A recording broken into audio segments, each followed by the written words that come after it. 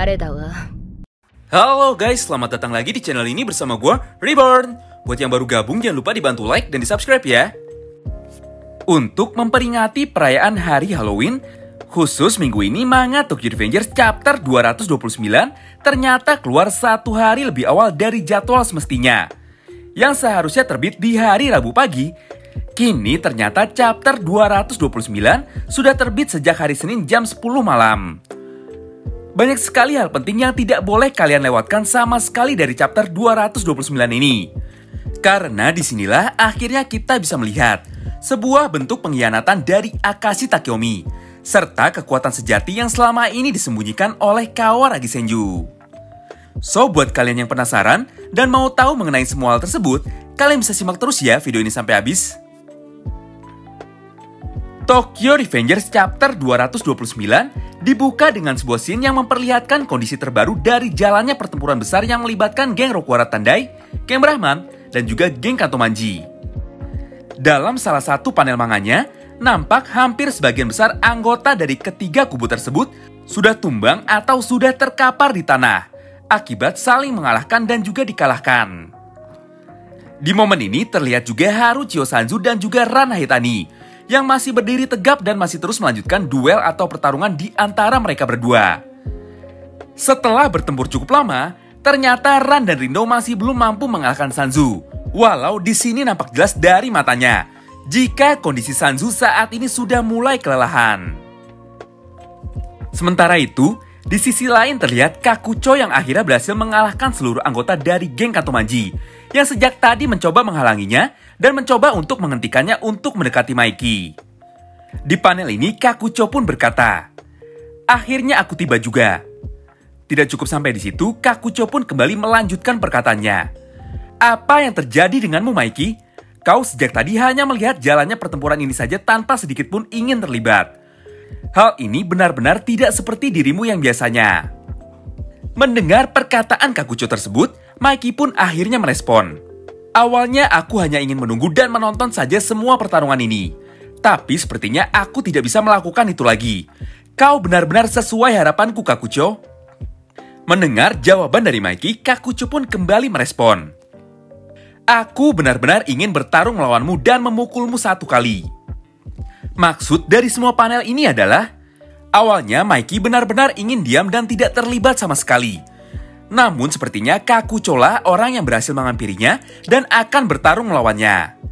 Semua hal tersebut benar-benar sesuai dengan harapan atau ekspektasi dari Maiki selama ini terhadap Kakucho. Sebaliknya terjadi kepada Kakucho. Dia datang kepada Maiki karena hanya ingin memastikan mengenai apa tujuan dari Maiki. Dan kenapa sejak awal kedatangannya, Maiki sama sekali tidak terlibat secara langsung dalam pertempuran ini. Apalagi di malam festival Tanah Bata ini, sahabat terbaik dari Maiki sudah terbunuh. Apa yang sedang dipikirkan oleh Kakucho saat ini benar-benar sama dengan apa yang sedang dipikirkan oleh Hajime Kokonoi. Keduanya sama-sama terlihat bingung. Kenapa kali ini Maiki tidak menunjukkan ekspresinya sama sekali? Dan kenapa kali ini Maiki tidak ingin terlibat secara langsung dalam pertempuran besar yang terjadi pada malam festival Tanah Bata ini? Momen pun kini berpindah.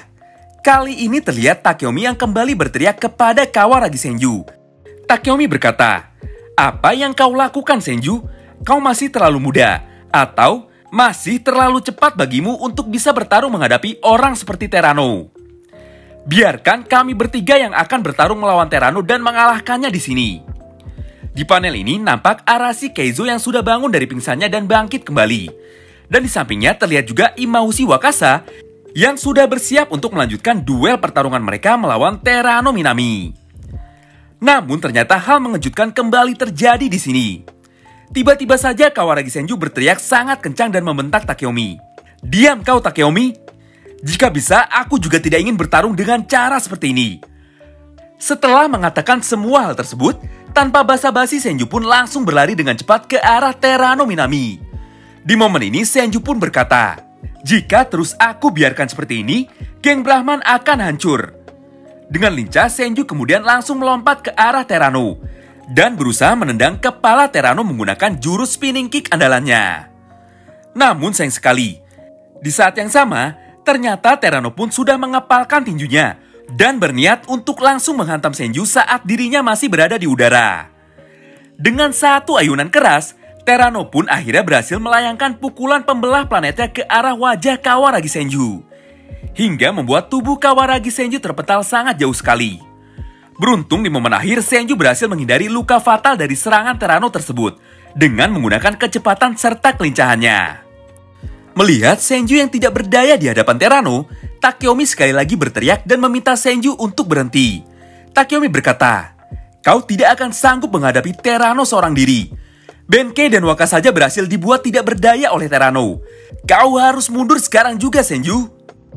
Mendengar perkataan Takeomi ini, Takemichi yang ada di sebelahnya pun seketika kaget. Dia pun bertanya apa yang dimaksud oleh Takeomi barusan. Dengan wajah panik dan khawatir, Takeomi pun menjawab, jika selama ini geng Brahman bisa menjadi salah satu dari 3 geng terkuat di seluruh Tokyo adalah karena kehebatan dari 3 orang pendiri geng Black Dragons generasi pertama, yaitu dirinya sendiri, Wakasa, dan juga Arashi Keizo. Ternyata selama ini Takeomi sama sekali tidak mengetahui kekuatan sebenarnya yang dimiliki oleh Kawaragi Senju dan menganggap Senju sebagai sosok yang lemah dan harus dilindungi. Tanpa banyak basa-basi, di momen ini Takeomi pun kembali berteriak ke arah Terano Minami. Intinya, Takeomi meminta kepada Terano untuk menghentikan duelnya dengan Kawaragi Senju. Namun ternyata Terano sama sekali tidak berniat untuk menuruti semua perkataan dari Akashi Takeomi. Di momen ini Terano pun menjawab, terlalu cepat untuk mengakhiri semuanya di sini, karena pertarungan sebenarnya baru saja akan dimulai. Pada panel ini, Terano pun kembali mengeluarkan kuda-kudanya dan sudah siap untuk kembali menghantam Senju dengan semua kekuatan penuh yang dia miliki. Dengan penuh semangat, Terano berkata, "Matilah kau, Brahman!" Menyadari kehebatan dan ketangguhan dari kekuatan fisik yang dimiliki oleh Terano, Senju pun kini mulai menarik nafas dalam-dalam dan mulai menutup matanya. Hanya dalam waktu singkat, hal luar biasa pun kembali terjadi di momen ini. Ketika membuka matanya, tiba-tiba terlihat aura menyeramkan keluar dari mata Kawaragi Senju. Pada panel ini terlihat jelas jika Senju sudah memasuki zone miliknya dan membangkitkan kekuatan super yang selama ini dia pendam. Dengan kecepatan dan kelincahannya, Senju pun berhasil menghindari pukulan dahsyat dari Terano Minami dengan sangat mudah sekali. Setelah berhasil menghindar, Senju pun kemudian menggunakan tangan kiri Terano untuk dijadikan sebagai tumpuan, supaya dia bisa melompat lebih tinggi lagi dan langsung menghantam wajah Terano menggunakan tendangan dari kaki kanannya. Ternyata tidak hanya sampai di situ. Di momen ini Senju pun melanjutkan combo serangannya menggunakan kaki kirinya dan menyerang lagi Terano Minami ke arah atas dengan menggunakan tendangan berputarnya. Akibat kedua tendangan dahsyat dari Kawaragi Senju ini, tubuh Terano pun seketika mulai goyah dan kehilangan keseimbangannya.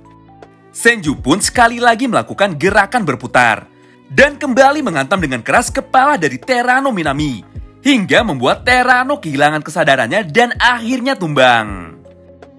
Di momen akhir ini Senju pun kembali teringat mengenai kenangan masa lalunya bersama dengan Akashi Takeomi.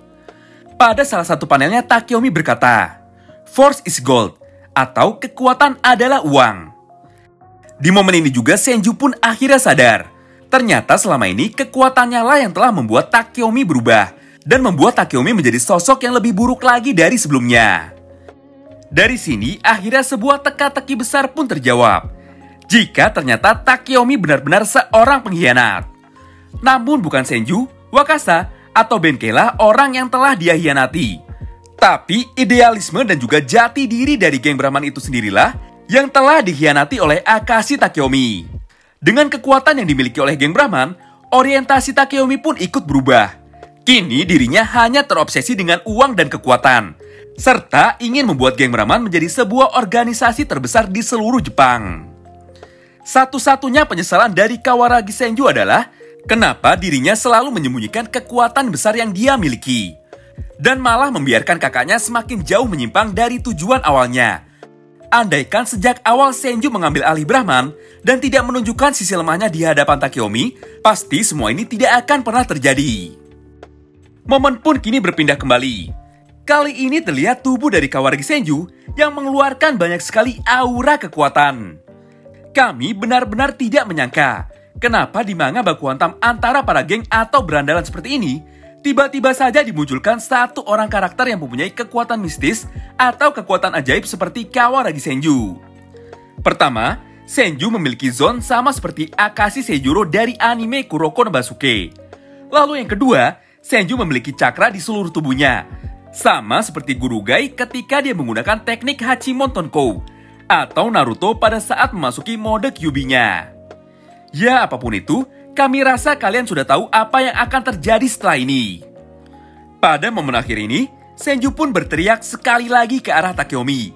Dan dengan wajah yang sangat menakutkan, Senju pun berkata, "Takeomi, aku adalah bos dan pemimpin dari geng Brahman." Terima kasih banyak yang sudah simak video ini sampai habis ya. Sampai jumpa lagi di video selanjutnya. Bye-bye.